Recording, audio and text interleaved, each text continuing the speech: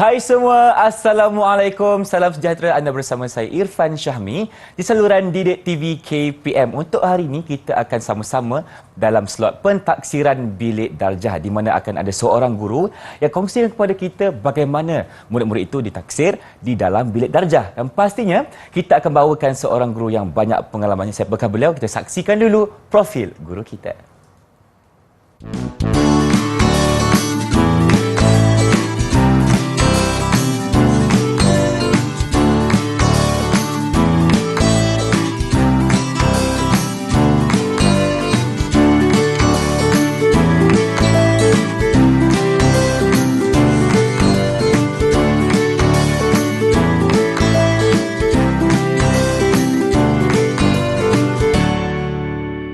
Itulah dia profil guru yang akan menemani Irfan hari ini. Kita persilakan Cikgu Jaya Pirakash Arasan, Ketua Penitia Sejarah dari SK Batang Benar Mantin Negeri Sembilan. Salam sejahtera Cikgu, apa khabar? Selamat sejahtera. Terima kasih kerana bersama Irfan hari ini. Sebelum ini mungkin kita berjumpa dalam slot kurikulum, tapi betul. kali ini kita bersama-sama dalam slot PBD Pentaksiran Bilik Darjah. Dan kita juga bersama dengan seorang jurubahasa isyarat. Irfan perkenalkan Cikgu Nurul Haziah Ramli dari SMK Sultan Abdul Aziz Integrasi Selangor. Apa khabar Cikgu, sihat?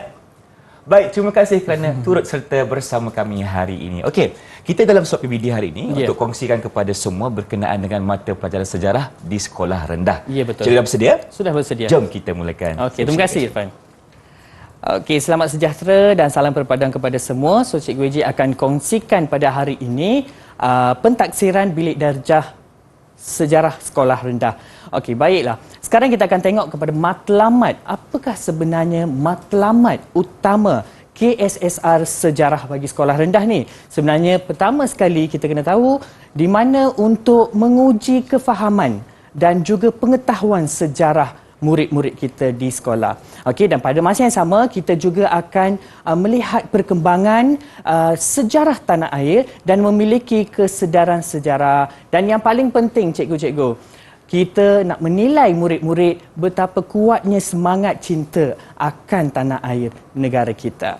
Baiklah, di sini juga Cikgu AJ kongsikan DSKP merupakan intipati yang penting kepada semua guru-guru di luar sana. Okey, di mana DSKP juga dikenali sebagai Dokumen Standard Kurikulum dan Pentaksiran Sejarah Tahun 4, Sejarah Tahun 5 dan Sejarah Tahun 6 Semakan. Okey, seterusnya.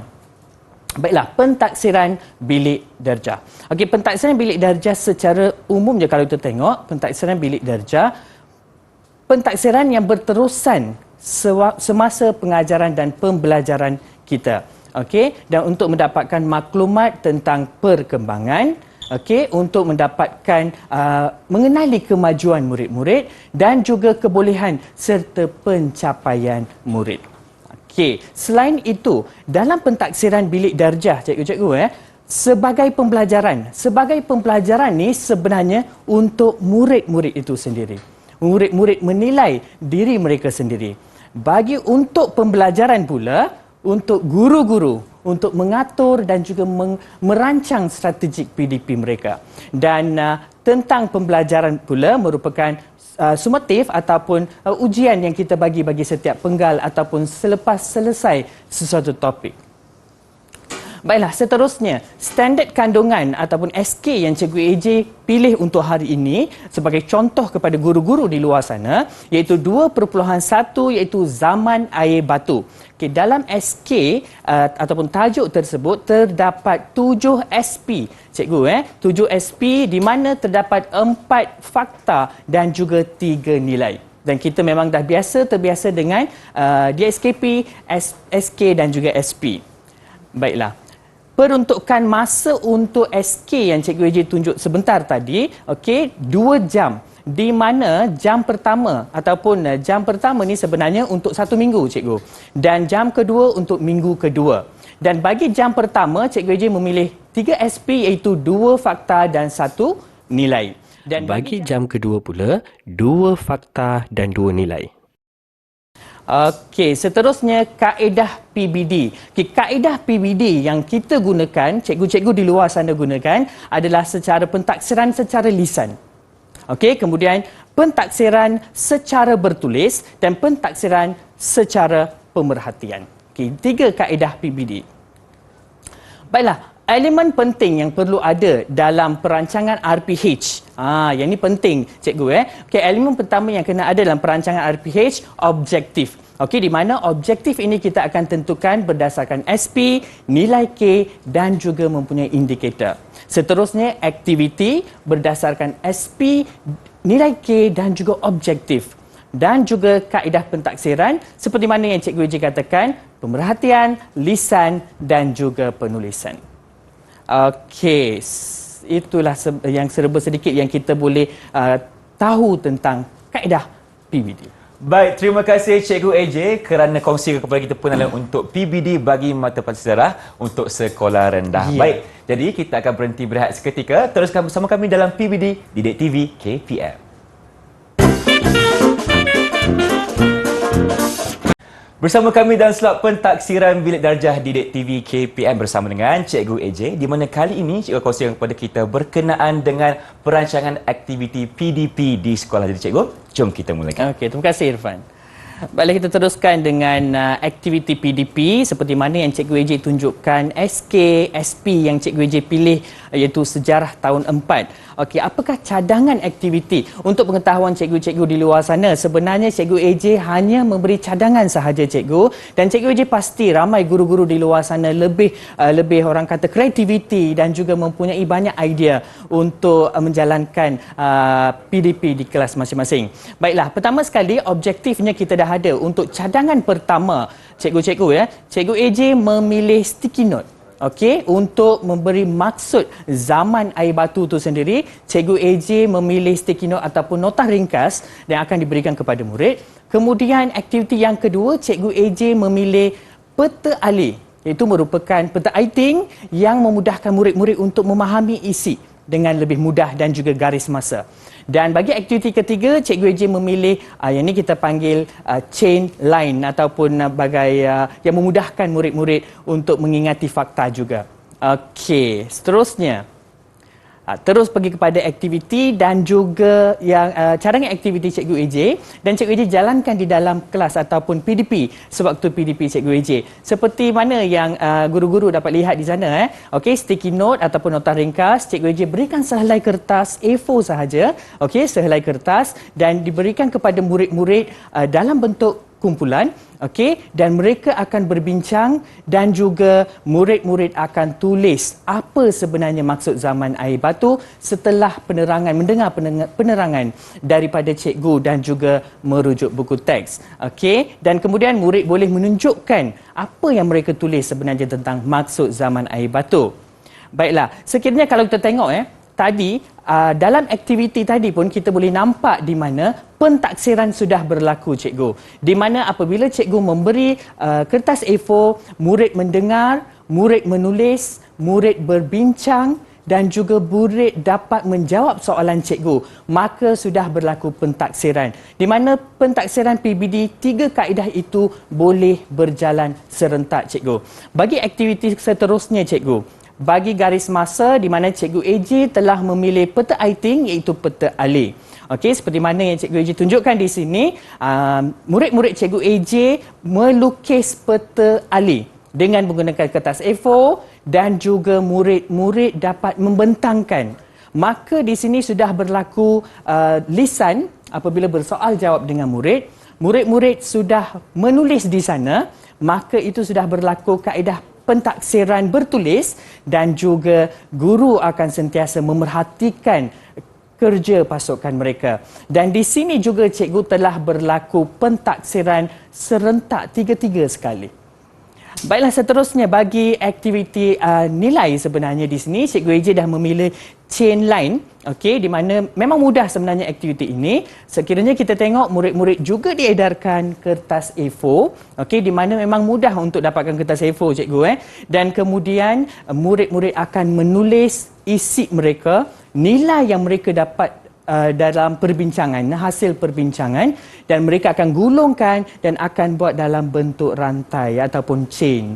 Dan di sini juga cikgu sudah berlaku pentaksiran. Itu yang Cikgu AJ maksudkan, pentaksiran akan berlaku secara berterusan sepanjang PDP kita. Baiklah cikgu, bagi aktiviti minggu kedua dan apabila kita selesaikan aktiviti minggu pertama cikgu, guru-guru akan memastikan pencapaian murid-murid tersebut. Guru-guru akan mencatat murid ini, murid A dapat menguasai, murid B kurang menguasai. Apakah aktiviti seterusnya? Dan akan dibimbing oleh guru sendiri dan juga memikirkan aktiviti seterusnya untuk murid tersebut. Bagi aktiviti PDP yang minggu kedua, bagi aktiviti pertama ataupun objektif pertama, Cikgu AJ memilih untuk membuat model. Kalau kita tengok gambar yang ada di dalam skrin yang terpapar sekarang cikgu, murid sendiri menghasilkan benda tu. Okey, kemudian bagi aktiviti kedua, Cikgu AJ memilih peta iting juga kerana peta iting sebenarnya sangat sinonim dengan PDP sejarah sebabnya untuk mengingat fakta dengan lebih mudah. Maka Cikgu AJ telah memilih peta buih. Dan bagi aktiviti objektif ketiga dan keempat, Cikgu AJ gabungkan untuk menghasilkan brosur untuk mereka sendiri dengan mengikut kreativiti murid. Baiklah cikgu. Sekarang kita akan tengok bagi aktiviti pertama cikgu. Murid-murid berbincang dan juga kerja berpasukan. Kita dah sentuh part 21 di sini. Kerja berpasukan dengan kerjasama murid-murid di dalam kelas, di dalam kumpulan, mereka menghasilkan model untuk perubahan zaman air batu akhir. Kalau kita tengok ada model perubahannya dari mana mereka berbincang, mereka menghasilkan dan mereka dapat membentangkan. Itu yang sangat penting cikgu. Maka secara langsung dan tidak langsung, kita sebagai guru dapat membuat pentaksiran. Di mana di sana sudah berlaku penulisan sebab mereka melabelkan dan mereka juga membuat perbincangan dengan pemerhatian guru dan juga mereka disoal secara lisan. Maka pentaksiran PBD berlaku serentak. Seterusnya bagi aktiviti seterusnya cikgu, bagi kesan Cikgu AJ memberi penerangan tentang peta buih, okey, dan juga murid-murid menulis ataupun mencatat kesan perubahan zaman air batu akhir di Asia Tenggara. Okey, dengan berbincang dengan murid dan pentaksiran bilik darjah juga berlaku. Seperti mana yang Cikgu AJ katakan tadi, setiap aktiviti pentaksiran, lisan, bertulis dan pemerhatian berjalan serentak cikgu. Bagi aktiviti seterusnya iaitu menghasilkan brosur di mana nilai K yang ada dalam SP kita iaitu murid-murid akan menggunakan kertas A4 cikgu dan mereka cuba menggunakan kreativiti mereka kerana ia berkaitan dengan alam sekitar. Tajuk ini berkaitan dengan kelestarian alam sekitar. Maka murid dapat menggunakan kreativiti mereka seperti mana yang Cikgu AJ tunjuk contoh di sini. Ada gambar pokok, ada gambar bunga. Maka mereka hasilkan brosur ini dan menulis kepentingan usaha mengekalkan kelestarian dan juga kepentingan mengambil iktibar perubahan zaman dalam kehidupan manusia. Okey, PDP dan PBD, kaedah pelaksanaannya seperti mana yang Cikgu AJ katakan tadi kita kenal DSKP dulu. Di mana kita tahu, kita faham, kita gunakan DSKP. Kemudian kita rancang RPH kita. Seperti mana yang Cikgu AJ terangkan, di mana kita kena ada standard kandungan, standard pembelajaran, objektif dan aktiviti yang perlu kita lakukan dan juga refleksi. Kemudian kita akan laksanakan set induksi, aktiviti dan penutup, kemudian rekod serta laporan 2 kali setahun. Okey, bagi setiap SP ni, yang penting ni cikgu, ajar sampai habis suatu kelompok SK dan SP dan Baru tentukan TP murid ikut SPI atau standard prestasi. sekiranya kita belum habis mengajar SP, kita tidak boleh memberi TP cikgu. Ya. Baik, terima kasih Cikgu AJ atas penerangan berkenaan aktiviti yang berjalankan. Contohnya seperti carta alif, peta buih, peta iting dan juga brosur yang menarik. Tetapi itu semua tertakluk kepada aktiviti guru untuk bagaimana mentaksir murid-murid di sekolah. Baik, terima kasih Cikgu. Jadi kita akan berhenti berehat seketika. Teruskan bersama kami dalam PBD Didik TV KPM.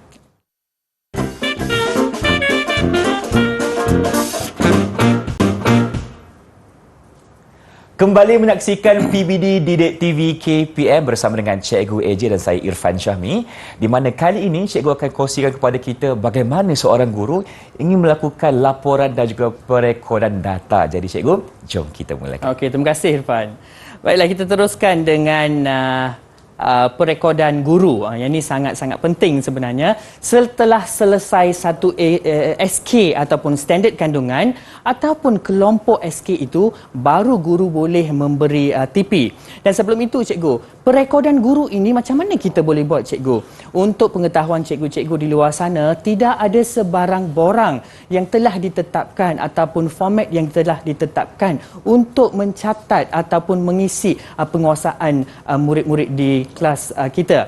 Sebenarnya kita boleh gunakan apa jua kaedah mengikut kreativiti guru-guru yang mengajar. Contohnya RPH juga boleh dijadikan salah satu platform untuk kita untuk mencatat cikgu. Contohnya di bahagian refleksi. Okey, dalam RPH kita refleksi adalah wajib kita kena tulis. Kita sebagai guru kita tahu, maka di sana juga kita boleh catat pencapaian murid. Sebagai contoh di sini 35 orang murid mencapai objektif PDP kita pada hari ini, dan kepada murid yang tidak dapat mencapai dibimbing oleh guru secara intensif. Maksudnya kita memberi latihan tambahan kepada murid itu untuk memberi mereka peluang untuk mencapai objektif. Seterusnya kita juga boleh menggunakan senarai nama murid, dan juga guru-guru di luar sana boleh menggunakan buku catatan mengikut kreativiti guru cikgu. Itu yang Cikgu AJ katakan tadi, tidak ada sebarang penetapan ataupun borang untuk mencatat penguasaan murid-murid. Baiklah, seterusnya kalau kita tengok penetapan tahap penguasaan bagi murid-murid dalam sesuatu tajuk setelah selesai satu kelompok, di mana pertama objektif cikgu. Okey, dan juga aktiviti. Sebenarnya objektif dan aktiviti ini kita saling berkait cikgu. Sekiranya kita nak mencapai objektif itu, aktiviti itu perlu boleh pergi kepada pencapaian objektif tersebut. Kemudian kaedah pentaksiran dan juga perekodan guru. Okey, tahap penguasaan baru kita boleh tentukan. Okey, seterusnya cikgu.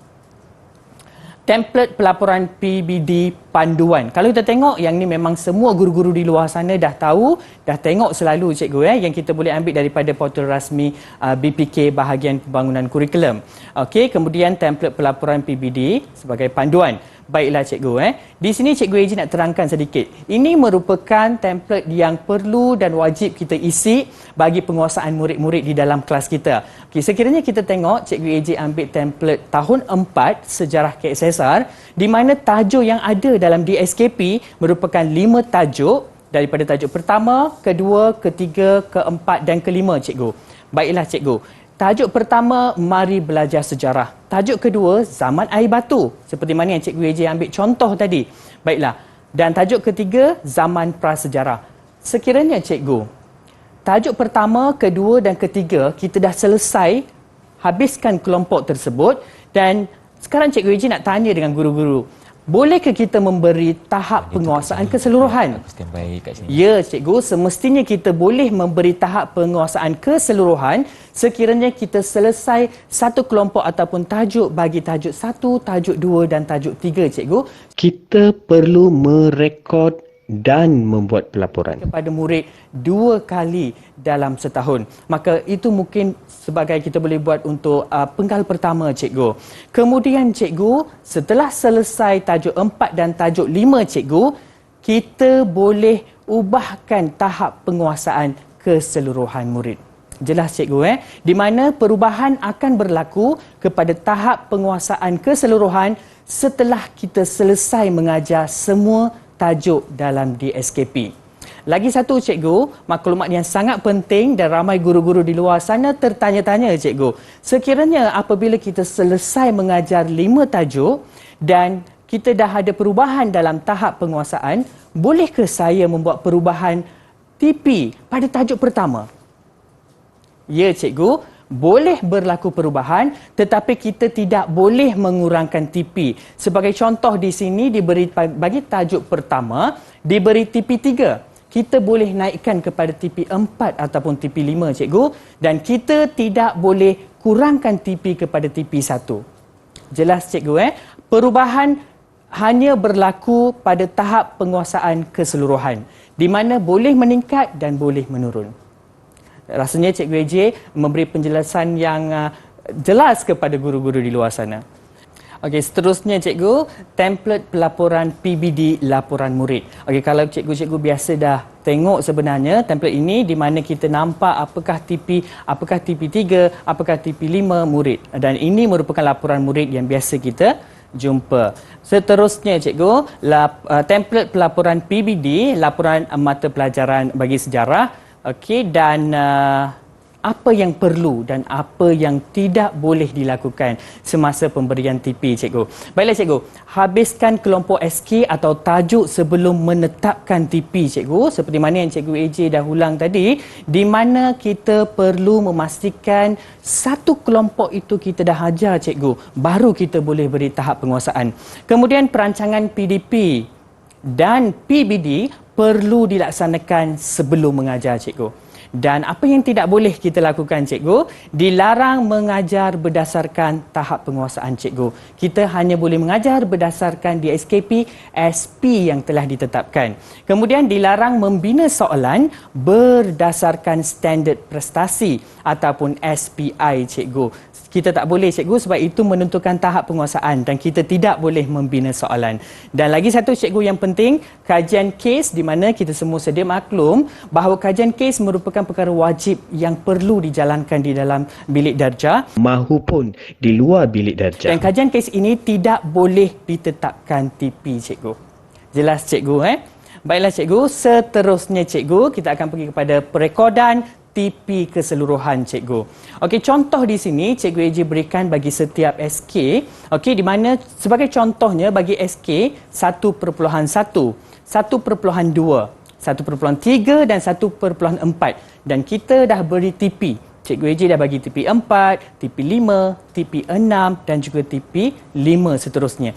Sekarang kita ingin memberi TP keseluruhan. Okey, Irfan. Ya, saya. Nak tanya Irfan ni. Okey. Baik. Okey, boleh ke Cikgu AJ berikan TP5 untuk murid yang mendapat tahap penguasaan sedemikian? Boleh, cikgu. Boleh. Okey, tahniah.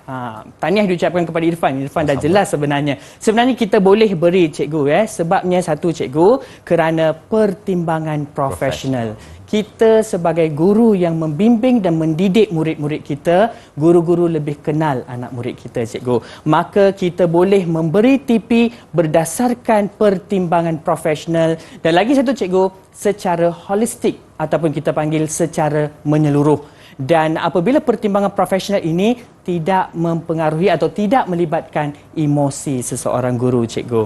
Dan begitu juga dengan SK bagi tajuk seterusnya sehinggalah 5 tajuk dalam DSKP Sejarah tahun 4. Dan Cikgu AJ berharap guru-guru jelas dengan cara memberi TP dan juga cara merekod TP Sejarah KSSR Sekolah Rendah. Okey, terima kasih cikgu kerana bersama-sama hari ini, Irfan. Kita kongsikan kepada guru-guru di luar sana bagaimana untuk mentaksir murid-murid di sekolah untuk mata pelajaran sejarah di sekolah rendah. Ya, betul, Irfan. Dan kita ucapkan terima kasih kepada cikgu bersama dengan Cikgu Azira selaku jurubahasa isyarat. Kita mengharapkan segala perkongsian cikgu hari ini dapat membantu guru-guru di luar sana untuk lagi jelas berkenaan dengan PBD bagi mata pelajaran sejarah sekolah rendah. InsyaAllah. Kita jumpa lagi. Dengan itu, Assalamualaikum dan salam sejahtera. Terima kasih, cikgu. Okey, terima kasih.